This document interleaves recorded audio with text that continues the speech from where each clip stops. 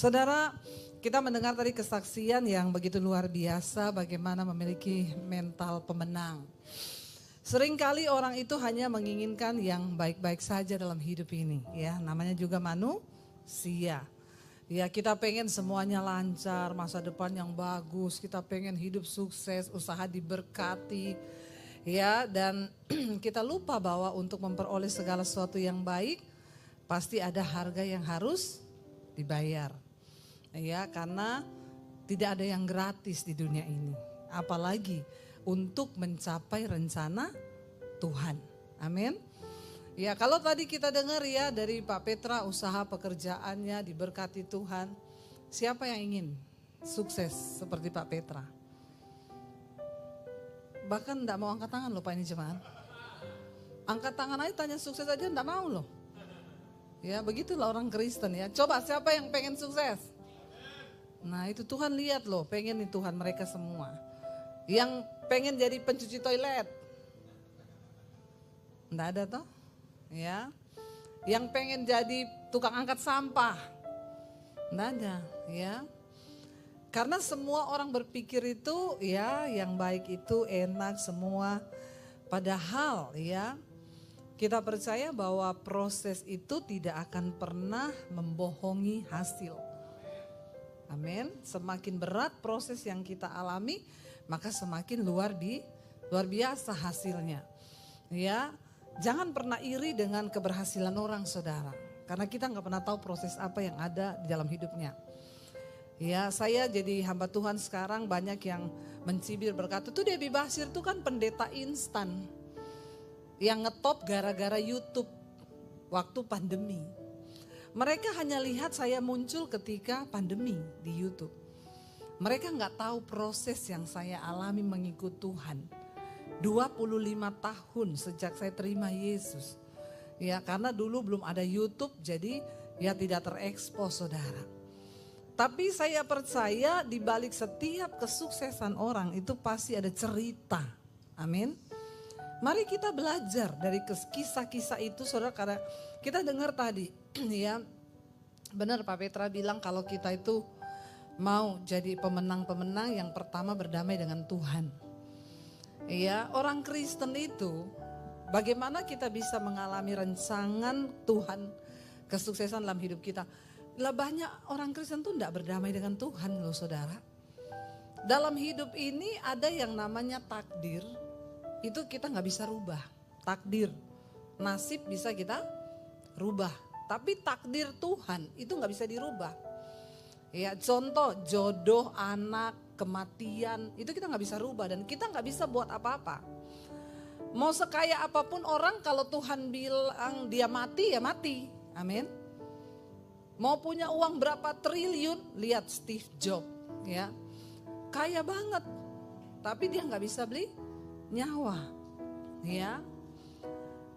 Kalau itu takdir namanya, saudara. Ada banyak hal dalam hidup ini yang kita nggak bisa kendalikan dan kita nggak bisa mengubah itu sesuai maunya kita.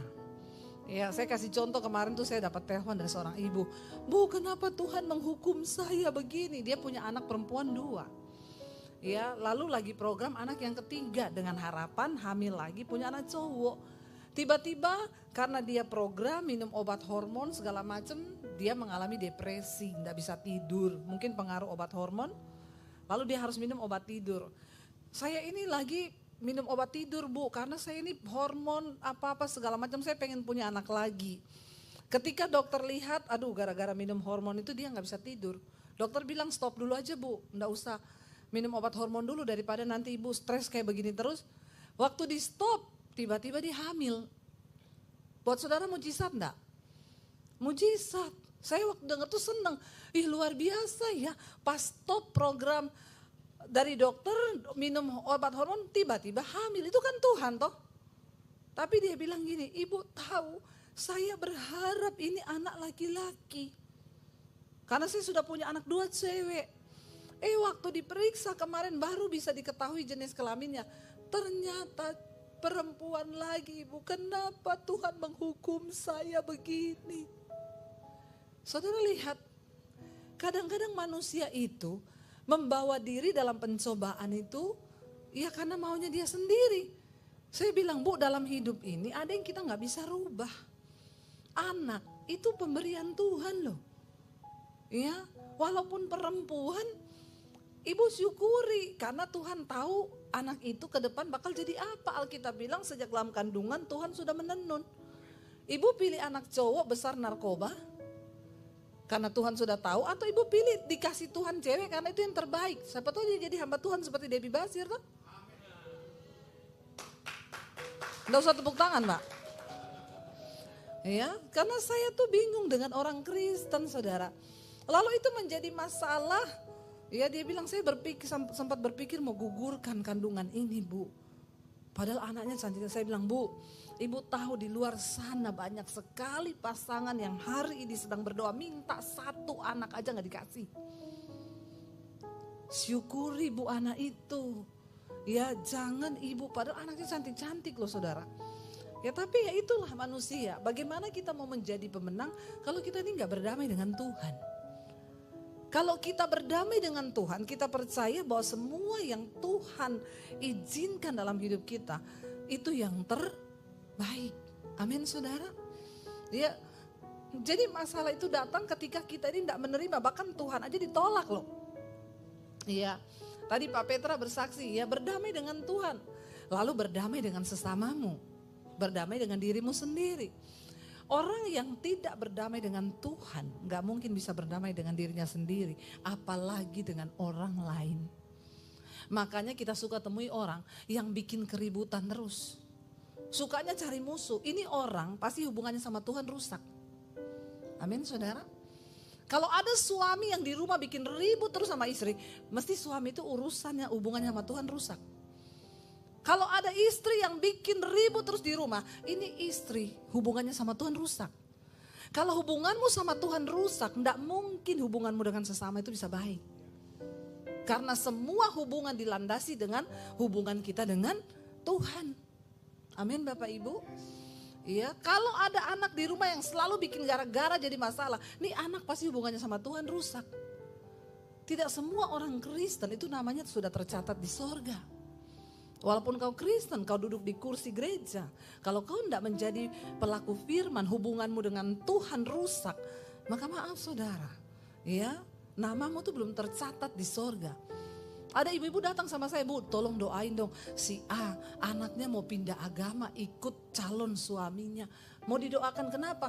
Jangan sampai dia berpindah agama. Saya bilang gak usah didoakan itu. Namanya juga belum ada di sorga. Model-model begitu itu. Lu bener saudara. Kalau orang namanya sudah tercatat di sorga berarti hubungannya sama Tuhan baik. Kalau hubungannya sama Tuhan baik gak mungkin dia tinggalin Yesus gara-gara jodoh. Hello please deh. Amin. Saya lihat di sini banyak anak-anak muda ini ya. Jangan sampai kau meninggalkan imanmu cuma karena laki-laki atau perempuan. Berarti memang ya makanya saya bilang nggak usah Bu. Berarti memang orang ini namanya belum ada di sorga. Jadi nggak usah didoakan. Ya kalau ada artis yang sudah pelayanan di gereja tiba-tiba pindah agama lagi karena dapat jodoh. Makanya salahnya gereja ngapain undang-undang artis yang belum tobat. Ya jangan jadi gereja yang ikut-ikutan. Selalu begitu ada artis dengar undang. Lihat dulu kelakuannya, lihat dulu hidupnya. Ya, tapi sekarang ini gereja itu udah jadi panggung soalnya. Ya, jadi siapa aja yang mau naik aja. Walaupun hidupnya belum bertobat suruh naik aja. Ya, saya berdoa gereja di sini enggak usah ikut-ikutan, Pak. Ya. Undang orang yang benar-benar menghormati Tuhan. Ya, yang memiliki hubungan pribadi dengan Tuhan. Iya, kalau artisnya belum bertobat, khotbah di mimbar, di luar, di Instagram pakai BH, celana dalam. Apa yang menjadi kesaksian di atas mimbar? Iya, ngapain kita ikut-ikutan begitu? Akhirnya kejadian lagi, itu artis sudah cerai sekarang. Bolak-balik dulu udah ada di mimbar gereja. Bikin malu Tuhan gak? Iya, lihat dulu kelakuannya, lihat dulu hidupnya, jangan buru-buru. Ya, karena kebanyakan gereja itu cuma mau jadikan ini panggung supaya banyak yang datang undang artis. Ya, jangan saudara. Hormati Tuhan dalam hidupmu. Kalau engkau pengen memiliki kemenangan dalam hidup, pertama perbaiki hubunganmu dengan Tuhan. Berdamai dengan Tuhan. Ketika kita berdamai dengan Tuhan, maka hubungan kita dengan sesama juga baik. Alkitab bilang orang itu kalau dikenan Tuhan, dia disenangi banyak orang. Amin. Ya, kalau kita datang tuh orang seneng. Ya, jangan sampai kita datang orang bubar. Ya, apalagi bapak-bapak pulang ke rumah, anak-anaknya, papaku udah mau pulang, males masuk kamar. Kenapa? Karena bapaknya itu bawaannya marah terus. Ada roh kuda merah. Ya, di kitab Wahyu itu ya, roh pencabut damai sejahtera itu kuda merah itu. Ya, atau jadi istri kau membawa ya di rumah itu anak-anak nggak betah kalau ada istri. Kenapa? Cerewet, marah-marah terus ya. Bertobat loh saudara. Jadi ketika kita ini hubungannya dengan Tuhan dipulihkan, maka hubungan dengan sesama dipulihkan.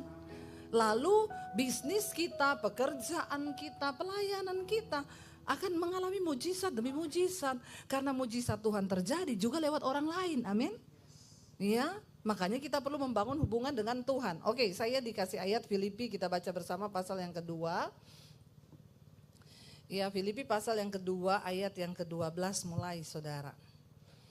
Firman Tuhan di sana dikatakan begini ya, Filipi 2 ayat 12. Hai saudara-saudaraku yang kekasih, kamu senantiasa taat, karena itu tetaplah kerjakan keselamatanmu dengan takut dan gentar.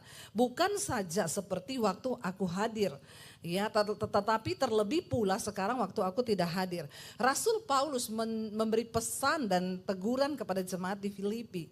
Dia bilang kamu itu sekarang sudah bertumbuh dalam iman. Kamu bagus sudah kerjakan keselamatanmu. Saudara, jangan pikir kita ini semua sudah selamat. Percaya Yesus sudah selamat. Ya, keselamatan itu harus dikerjakan. Jangan punya prinsip yang begini, yang penting sudah ini Yesus sudah mati bagi dosaku dari masa yang lalu, sekarang sampai yang akan datang. Jadi aku mau hidup seperti apapun, ya enggak apa-apa, dia Bapa yang baik. Hati-hati pengajaran hyper grace hari-hari ini. Ya, menggambarkan Tuhan itu seperti Bapa, memang benar. Ya, tapi ingat dia akan datang kembali menjadi hakim. Dia bukan cuma Bapa yang baik, yang menerima kita apa adanya. Tapi dia kemudian akan menjadi hakim yang datang untuk menghakimi setiap kita. Memang ketika kita dipungut menjadi anak, termasuk saya, dia tuh gak pernah lihat latar belakangmu, dosamu, saya ini orang berdosa. Ketika Tuhan selamatkan saya, waktu itu saya mau bunuh diri. Iya, kurang ajar gak? Udah bikin dosa, mau bunuh diri lagi. Iya, tapi di saat itu saya berseru kepada Tuhan, saya gak tahu Tuhan siapa. Saya cuma bilang siapapun engkau Tuhan, nyatakan dirimu bagi saya. Karena saya dulu bukan Kristen. Lalu Tuhan Yesus datangi saya di saat saya berdosa, saya hancur, saya mau bunuh diri. Dia Bapa yang baik, yang mengangkat kita dan tidak pernah melihat latar belakang kita. Menerima kita apa adanya. Waktu pertama kali kita menerima dia. Setelah kita terima Yesus, kita diselamatkan. Kerjakan tuh keselamatan. Kenapa? Karena kita bisa ditolak gak sama Tuhan saudara. Bisa, hari ini pengajaran tuh enak-enak banget. Dia Bapa saudara. Ya, kalau walaupun kita bikin salah, ya, saya punya anak masih kecil. Dia bikin salah apapun saya senyum. Anak kecil bikin salah kita senyum. Kalau udah gede bikin salah, saudara senyum? Tiba-tiba orang datang ke rumah ngambil TV-mu, anakmu itu loh jual ini ke saya nggak bayar. Saya harus ambil TV-nya. Bahkan ada anak yang tiba-tiba orang datang ke rumah, mana sertifikat rumahmu? Maaf ya, anakmu itu sudah menggadaikan rumah ini kepada saya. Saudara tersenyum dan ngomong, lucu banget anakku pret. Ya, Bapak itu menghajar saudara. Dan Yesus akan datang kali kedua sebagai hakim. Makanya Rasul Paulus bilang, kerjakan keselamatanmu dengan takut dan gentar. Bahkan ada banyak orang yang akan mengaku, Tuhan aku melakukan mujizat demi namamu, aku mengusir setan. Tuhan bilang, aku tidak kenal engkau, pembuat kejahatan. Jangan ngaku-ngaku. Lalu Rasul Paulus bilang, kerjakan bukan hanya ketika aku ada. Tapi justru sekarang saat aku tidak ada, kamu harus lebih rajin. Artinya apa? Jangan mengerjakan keselamatan kita hanya karena dilihat orang atau dilihat Bapak Gembala. Ya, hidup kita di gereja dan di luar gereja itu harus sama. Jangan di gereja manis sekali saudara. Ya, kalau ketemu orang shalom. Ya, apa kabar? Luar biasa. Ya, sampai di rumah ada orang-orang sekarang itu bahasa roh di gereja kenceng ya. Nyanyi penyembahan kalau bahasa roh. Sampai di rumah bahasa kebun binatang. ya munafik, ya banyak orang Kristen munafik. Tapi di sini enggak ada yang ketahuan. Maksudnya begitu ya. Jangan Bapak Ibu, mari kita hidup kerjakan keselamatan. Seorang pemenang itu dia dimanapun dia tetap sama. Mau dilihat orang, mau nggak dilihat orang, kita melakukan keselamatan kita karena kita takut akan Tuhan. Bukan karena takut gembala, takut siapa-siapa. Istri-istri ya jangan hanya baik di depan suamimu, di belakang suamimu. Suami-suami ya, jangan di depan istrimu aja kau baik, di belakangnya istrimu. Waktu kau pergi kerja, di kantor gak ada yang tahu. Tapi ingat mata Tuhan melihat hidupmu, amin. Iya, jangan macam-macam. Apalagi dengan zaman sekarang ini, wah hati-hati saudara. Ayat 13 kenapa? Karena Allah lah yang mengerjakan di dalam kamu baik kemauan maupun pekerjaan menurut kerelaannya. Kita minta selalu Tuhan kerjakan di dalam aku. Apapun yang aku lakukan dengan perbuatan atau dengan kehendak biar Tuhan yang melakukannya di dalamku. Ya. Ayat 14, lakukanlah segala sesuatu dengan tidak bersungut-sungut dan berbantah-bantah supaya kamu tiada beraib dan tiada bernoda sebagai anak-anak Allah yang tidak bercela di tengah-tengah angkatan yang bengkok hatinya dan sesat ini. Sehingga kamu bercahaya di antara mereka seperti bintang-bintang di dunia. Saudara, jangan bersungut-sungut dan jangan berbantah-bantahan. Halo suami istri, ya di rumah berbantah-bantahan atau tidak? Ya, ini dosa kelihatannya sepele, tapi dosa ini ternyata mematikan. Bangsa Israel dibunuh di padang gurun karena dosa bersungut-sungut. Kelihatannya sepele. Ya, sungut-sungut istri, gajimu tuh loh enggak naik-naik. Makanya kamu pikir juga ini sekarang kebutuhan beras sudah naik, ini sudah naik, semua naik. Ya.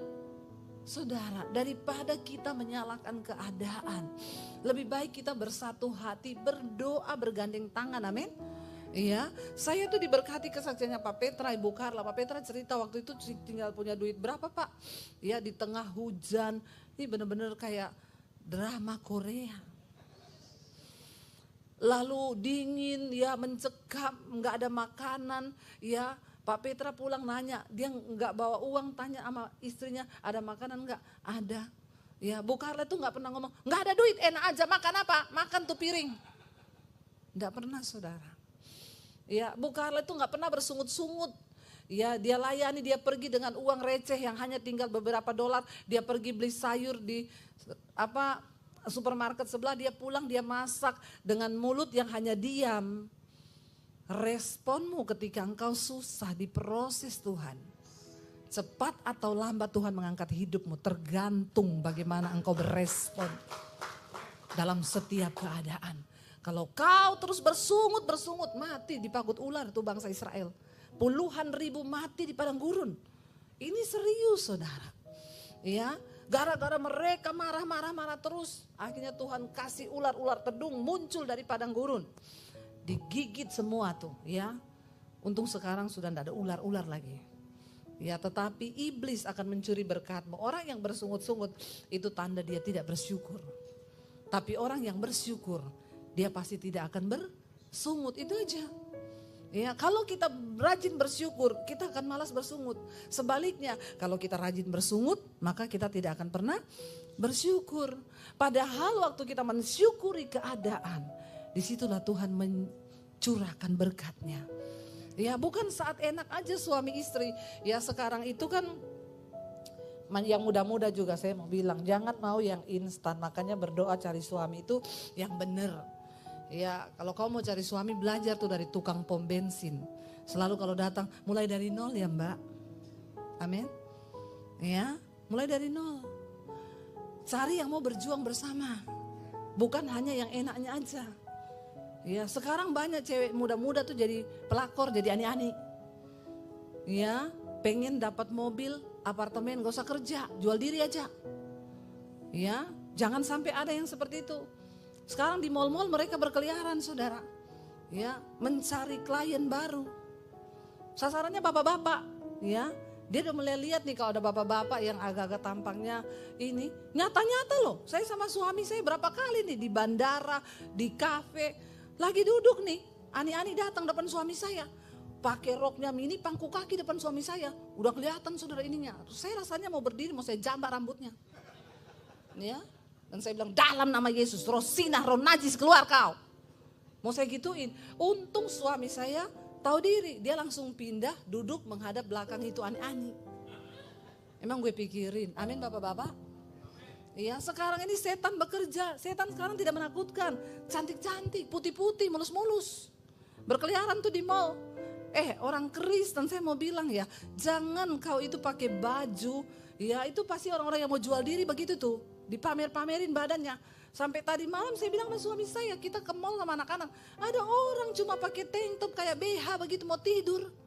Jalan di mall saudara. Ya coba itu ada itu kalau orang tuanya Kristen membiarkan anaknya. Ya semua dipamerin. Masa paha ayam lebih mahal daripada pahamu? Ya dada ayam lebih mahal daripada dadamu? Bertobat nih orang-orang Kristen ini. Ya saudara, hari-hari ini kenajisan percabulan itu merajalela. Bapak-bapak, kalau ada yang seperti itu, jangan kau tanggapi di mall.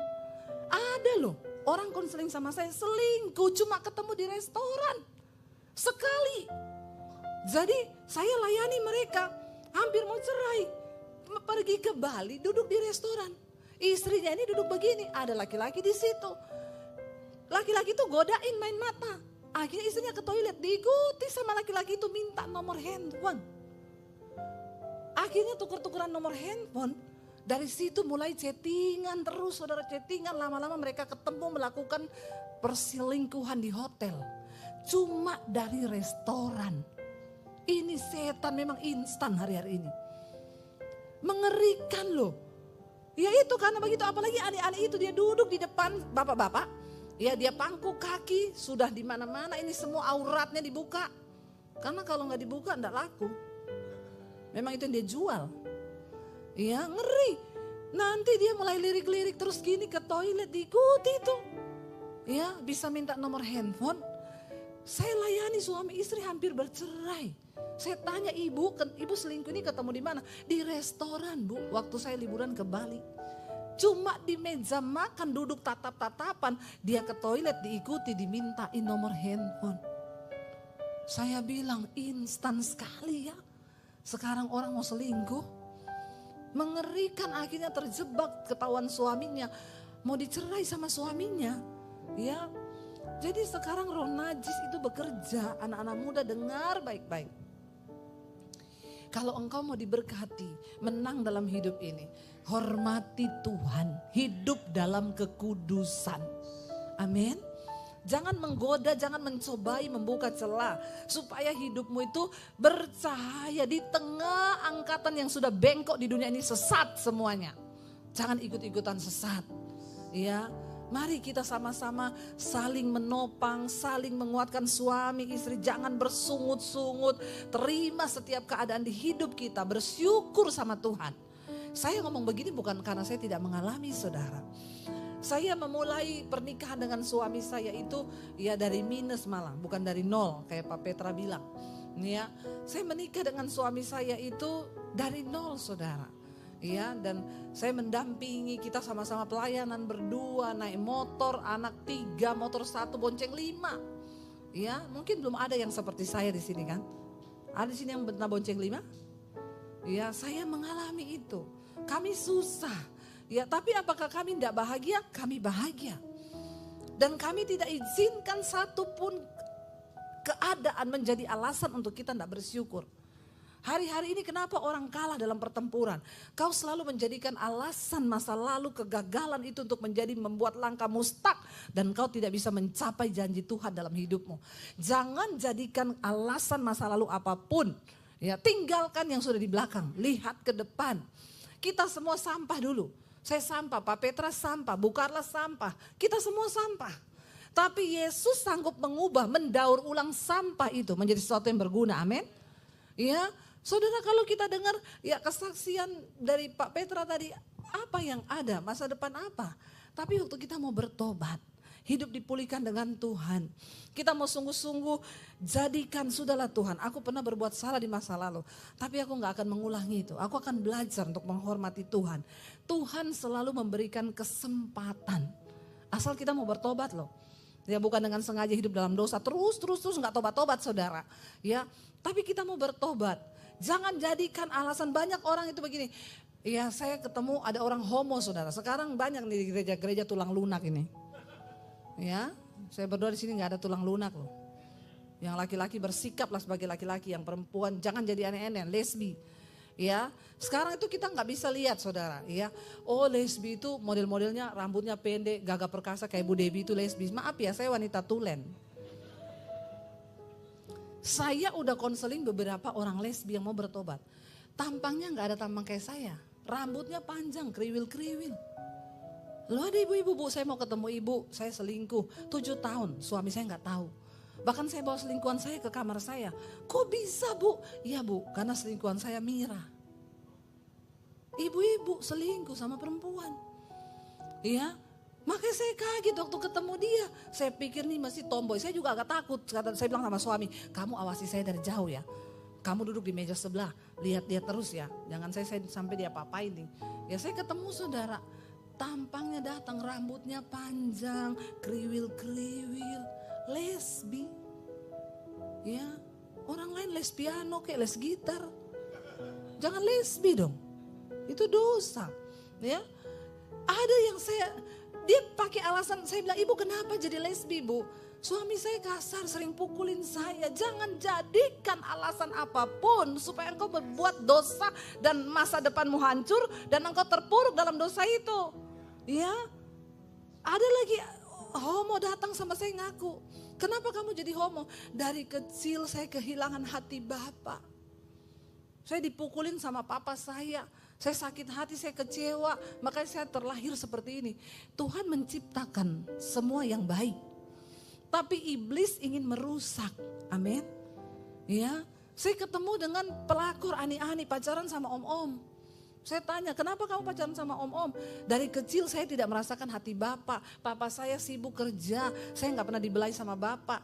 Ya, jadi saya cari hati Bapak di luar, ketemu hati om. Ya, jangan jadikan alasan masa lalumu untuk mendukung dosamu hari ini. Iya, kita semua pernah terluka lah. Kita juga pernah kehilangan hati Bapak, tapi jangan cari hati Om juga, keles. Amin. Iya, Bapak Tuhan Yesus itu cukup jadi Bapak buat kita. Jangan pakai alasan apapun untuk membenarkan ya kehidupanmu yang hari ini kau jauh dari Tuhan, saudara. Pakai justru kegagalan-kegagalan kita di masa lalu sebagai anak tangga untuk kita melangkah datang pada rencana Tuhan yang sesungguhnya. Katakan, amin. Ya coba kalau Pak Petra menyerah waktu itu. Ya bayangkan dari tukang pungut sampah naik jenjang karir menjadi sopir taksi. Ya abis itu turun sedikit lagi jadi pencuci toilet. Tapi gajinya besar ya Pak ya, karena gak ada yang mau. Bersihin kotorannya orang ya nggak ada yang mau. Tapi lihat saudara, Tuhan melihat hati kita. Ya saya tahu Pak Petra tuh dibentuk Tuhan, gak gampang. Beliau ini dari anaknya orang kaya di Semarang. Saya pernah pergi ke pabriknya di Semarang. Dan buat Pak Petra untuk cuci toilet itu tidak mudah. Tidak mudah karena dia dari masa kecil itu sudah terlahir dengan semua fasilitas yang ada. Ya. Tapi akhirnya beliau mau merendahkan diri karena memang gak ada pilihan ya Pak. Ada orang udah miskin sombong lagi. Ya, banyak yang bilang orang kaya itu sombong. Jangan salah, miskin sombong juga banyak. Bilang kanan kirimu, kau jangan jadi miskin sombong loh.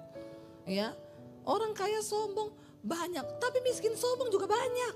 Saya mau bilang Tuhan menentang orang yang sombong. Kalau kita mau diangkat Tuhan, hidup rendah hati. Ya enggak apa-apa dibentuk Tuhan, aku rela. Sekarang ini orang hidup dengan gengsi. Gara-gara gengsi akhirnya mau nonton Bruno Mars. Ya. Ada orang nonton Bruno Mars. Pinjol. Pinjaman online. Gila enggak ini? Gila enggak anak-anak muda zaman sekarang ini? Gen Z, Gen Z, apa-apa segala macam itu sebutannya.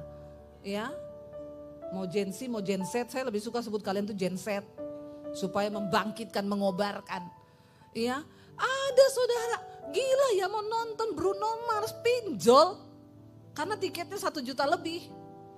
2 juta ya? 2 juta mau nonton Bruno Mars pinjol. Coba kau pinjol buat ngasih persembahan.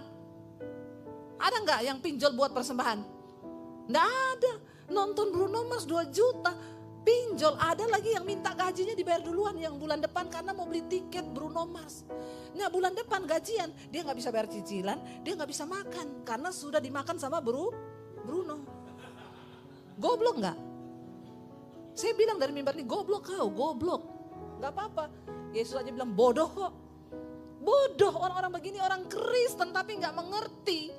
Akhirnya nanti dia bulan depan nggak bisa bayar cicilan, nggak bisa punya uang makan, utang. Saudara, hari-hari ini kita lihat, saya nonton berita kemarin, ada istri polisi bunuh suaminya yang polisi juga karena terlibat judi online. Makanya ini lagi heboh nih judi online. Ya, aparat banyak yang terlibat. Kita doakan supaya bangsa ini dibersihkan Tuhan. Makanya jangan lupa berdoa buat bangsa ini saudara. Ya, kita terus berdoa biar Tuhan bukakan. Dibakar sama istrinya, tangannya diborgol, disiram bensin, dibakar. Mati karena uang gak pernah cukup di rumah. Suaminya terlibat judi online. Kemarin saya nonton, bapak-bapak saya ini lagi di bandara mau ke Papua saudara. Di ruang tunggu nonton TV, beritanya semua. Dan itu di Indonesia loh, bukan di New York. Bapak-bapak ditemukan tewas gantung diri di dapur rumahnya sendiri. Dan ketika ditemukan istrinya di situ ada secari kertas yang berkata, maaf sayang, rumah ini sudah saya gadaikan karena saya terlilit hutang online. Pinjaman online. Kemarin ada guru bunuh diri terjun lagi dari jalan layang di Kuningan. Berita tiap hari begini. Di Bekasi ada suami yang bunuh istrinya dan dagingnya dijual ditawarkan ke tetangga. Daging istrinya saudara. Jadi orang pikir pertama daging sapi. Daging apa itu Pak? Mau beli 1 kilo sekian. Daging apa? Daging arsi istri saya. Ini terjadi di Indonesia. Bukan di Afrika sana, bukan. Hello, bukan mata saudara. Setelah diselidiki kenapa? Anaknya, bapaknya ini tukang ojek. Anaknya utang online, pinjol. Tiap hari ditagih, istrinya ngamuk sama bapaknya. Kamu cari uang yang benar dong, bayar tuh utang anakmu. Tiap hari orang datang ke rumah ini saya malu. Istrinya maki-maki suaminya. Suaminya kalap mata saudara. Istrinya dibunuh, dagingnya dipotong kecil-kecil, dijual. Saudara lihat setan bekerja hari-hari ini. Makanya tolong kendalikan keinginan dagingmu itu. Kalau kau tidak kendalikan keinginan dagingmu, semakin setan itu akan merajalela. Anak-anak muda dengar. Ngapain harus nonton konser kalau gak ada duit? Nanti kau terlibat pinjol tuh gila. Saya nih loh tiap hari di WA, ya selamat nomor telepon Anda sudah 20 tahun lebih. Anda berhak mendapat 80 juta. Kirim foto KTP Anda, disertai foto Anda, langsung masuk ke rekening Anda. Menggiurkan enggak? Kalau orang gak punya duit, ya saya ini nangani nih, konseling, semua pinjol. Ngeri setan bekerja saudara. Ya gila saudara. Bahkan di bangsa ini para aparat terlibat dalam judi online. Ngeri saudara, ini bangsa kita berdoa sungguh-sungguh. Makanya ayo kita semua yuk berpegang pada firman Tuhan. Ya ayat yang ke-16 bilang sambil berpegang pada firman kehidupan agar aku dapat bermegah pada hari Kristus. Bahwa kata Rasul Paulus, aku tidak percuma berlomba dan tidak percuma sia-sia pelayananku. Karena engkau berpegang pada firman kehidupan. Cukupkan dirimu dengan apa yang ada. Nggak usah gengsi lihat orang. Ya Allah gaji 5 juta beli mobil. Mobil cicilan 4 juta. Belum kebutuhan makan kontrakan. Akhirnya hidup terlilit. Saya dulu waktu menikah sama suami saya. Kakak ipar saya sudah pada beli mobil. Suami saya bilang mereka semua pada beli mobil, kita nggak usah naik motor. Bisanya bonceng 5, nggak apa-apa. Aku nggak mau utang. Ya, jangan membawa diri pada pencobaan. Hidup ini saudara, kalau kita dianggap Tuhan setia terutama dalam hal keuangan loh saudara. Ya, maka engkau akan dipercayakan yang lebih. Ya, tapi baru punya 1 juta. Atau nggak punya, pinjol buat nonton Bruno. Langsung dicoret namamu di sorga. Ini jangan diberkati nih. Nggak bisa dipercaya dalam hal uang. Nggak punya duit aja, pinjol. Buat beli tiket konser. Aduh, saudara, mengerikan sekali. Ayo kita berpegang pada firman yang teguh. Kalau saudara mau punya mental pemenang, ayo cintai Tuhan, hormati Tuhan, lakukan firman. Kalau dikatakan mengucap syukur dengan apa yang ada padamu, mengucap syukur. Nggak usah berusaha menambahi, ya. Untuk apa saudara kita gengsi-gengsian? Banyak orang begitu sekarang. Di kalangan sosialita, demi untuk bisa pakai tas merek. Ada persewaan tas Hermes. Ya, 1,5 juta untuk 6 jam. Rela loh, ada orang-orang rela demi arisan. Sewa saudara, ya. Dipakai. Ternyata saya baru tahu. Emang kalau nggak pakai tas bermerek kau mati kau. Kalau memang nggak ada ngapain dipaksa. Saya tuh loh kemarin pulang dari Papua dioleh-olehin tas Hermes asli. Ada cakar buayanya malah. Itu kulit buaya asli tuh Hermes, nanti mau saya pakai. Di antara orang-orang yang pakai Hermes. Ya, ngapain coba saudara kita ini akhirnya menyusahkan diri karena nggak punya sewa. Soalnya mau ketemu sama semua yang pakai begitu. Kalau ada ya silakan, tapi kalau enggak ada enggak usah dipaksa. Kalaupun hari ini sudah diberkati, pastikan taburanmu lebih besar daripada keinginan dirimu, amin. Orang sekarang enggak diberkati, tambah pelit, tapi buat diri sendiri terus kedagingan terus. Saya berdoa saudara, biar kita menjadi orang-orang yang layak menjadi anak-anak pilihan Tuhan ketika Yesus ini udah mau datang. Kita ada di hari-hari yang terakhir. Hidup apa adanya, bersyukur, ya enggak usah terlalu mau pamer biar dilihat orang, enggak usah saudara. Mari kita jalani proses hidup kita dengan hati yang taat. Kalau sudah waktunya, Alkitab bilang Tuhan akan mengangkat hidupmu. Amin. Saya undang para imam musik maju ke depan. Mari saudara, kita mau sungguh-sungguh percaya bahwa bagi Tuhan itu enggak ada perkara yang mustahil. Jadi dunia ini bisa berubah, semua bisa berubah, tapi firman Tuhan tuh enggak berubah. Makanya berpeganglah pada firman Tuhan yang tidak berubah itu. Kita mau naikkan pujian, ya kita mau tetap percaya. Bukan karena melihat keadaan, tapi karena firman Tuhan itu tidak pernah berubah. Bangkit berdiri bersama.